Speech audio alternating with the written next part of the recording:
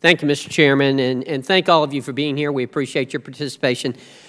Ms. Vance Hooks, I want to ask you, it's my understanding that GPO produces the TWIC cards for DHS and for TSA. Is that correct? Yes. I have 2 ports in my district, the Port of Savannah, Georgia, and the Port of Brunswick, Georgia. And, of course, they utilize the TWIC cards. And it's my understanding that they've reported significant delays in both the renewal and the initial application.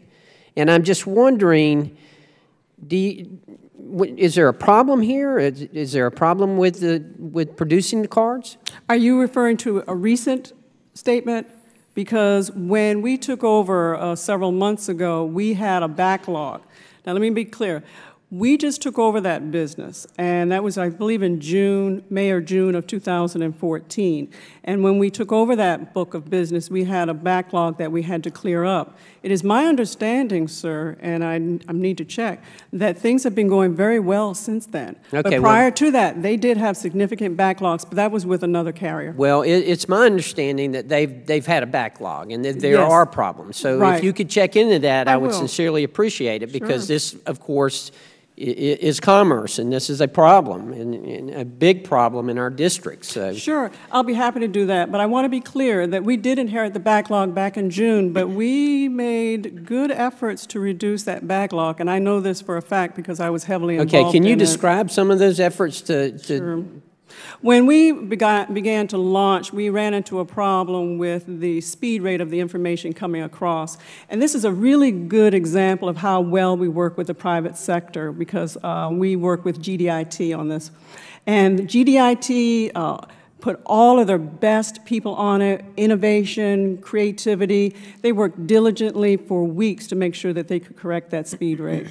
So I'll check on that for you. Okay, well, I appreciate that very much. Can you tell me, when you get the request for the TWIX cards, is it just through some kind of agency form, or I mean, how does that happen? Right. It's called a requisition form, a standard Form 1 for printing and binding requisition.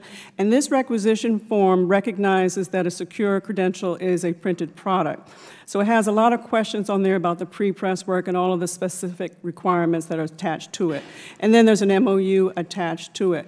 Once we get that requisition form, then we issue, or it is triggering, a competitive procurement across the entire secure credential industry for all of the components and the products to make that Okay, credential. so when DHS or when TSA orders these cards, do you have any oversight over it? Do you? Yes, we have complete oversight over it, as well as the agency. Okay. The agency works with us 100% of the time. If they order more cards than they need, do you send them?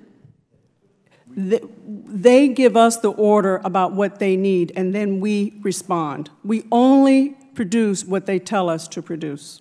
But do you have any oversight about whether they are ordering the number of cards that they need? I'm concerned about the security here. If there are excess cards being generated.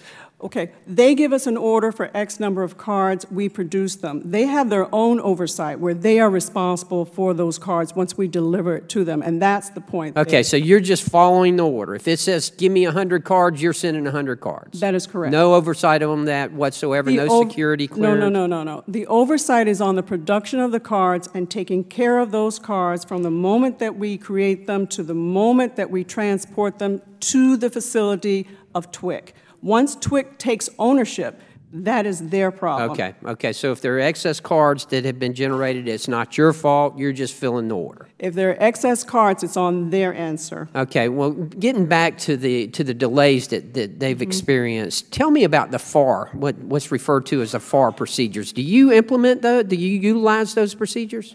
We follow the MMAR, and the MMAR closely mirrors the FAR. In fact, it's almost like the FAR, but it closely models it. Why would you choose one over the other? Because we're a legislative branch agency and we don't follow the FAR. It's written in law. So once it's written in law that you're not to follow the FAR? Section 8.8 exempts printing from the FAR.